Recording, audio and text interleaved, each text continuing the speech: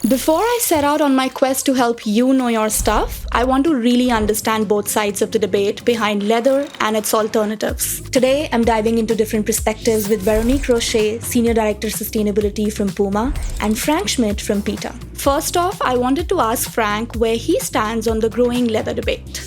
More than 1 billion cows, sheep, and other animals are killed each year for their skins. Cow leather is hugely destructive. It has nearly 6 times the environmental impact of synthetic polyurethane and nearly 10 times of pineapple leather. So that's why choosing vegan leather is better for our planet. Veronique, what do you think on this perspective? It's a nice idea moving to 100% vegan leather, but the reality is a bit trickier. When sourced responsibly, bovine leather is actually a byproduct of the beef industry, meaning that as long as people eat beef, there will be hides. And as Frank explained, hides are the skins of the animals used for leather. So the real question is, if we're not using these hides for leather, what's going to happen to them? Can we repurpose them into leather products? The fact is that almost half of the hides, 45%, are ending into landfill today instead of being turned into leather. That's a lot of waste. Is there a financial benefit for cattle farmers in selling these hides instead of discarding them? For farmers, 90% of the value of the cow comes from beef and maximum 10% comes from hides. The demand for beef is not going away, meaning that we are going to keep having hides.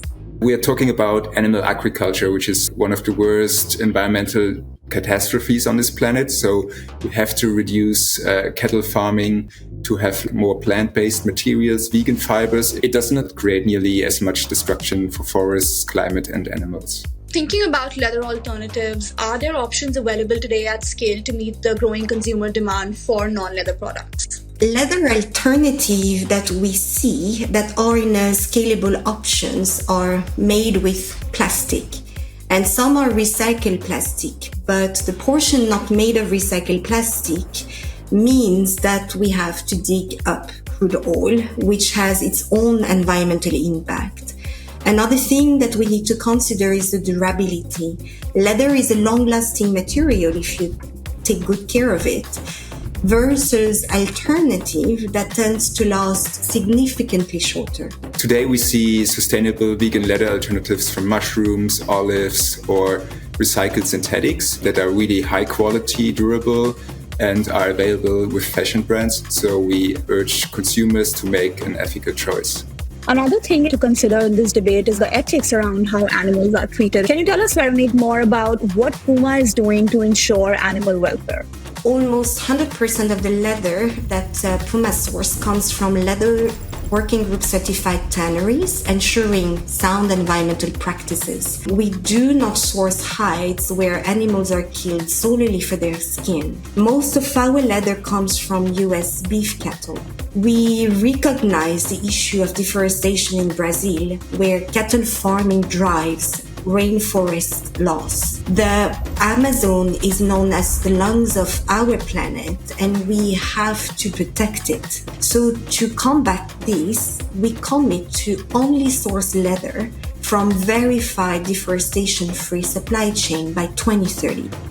And early 2024, we joined the Leather Impact Incentive Program to directly support cattle farmers in Brazil to improve their farming practices, to get animal welfare certification, but also having their farms third-party verified as deforestation-free. Considering that only 4% of PUMA's footwear material is leather and the majority from plastic alternatives, which also have a significant impact on the environment, why don't we see more plant-based vegan options on the shelves? We as consumers, we can steer production when vegan leather products are successful. They will be produced, and if you market them even more, then more people will learn about it and get more demand. They need still some time to scale up because it's an unfair competition with the livestock industry, which gets so much subsidies and money.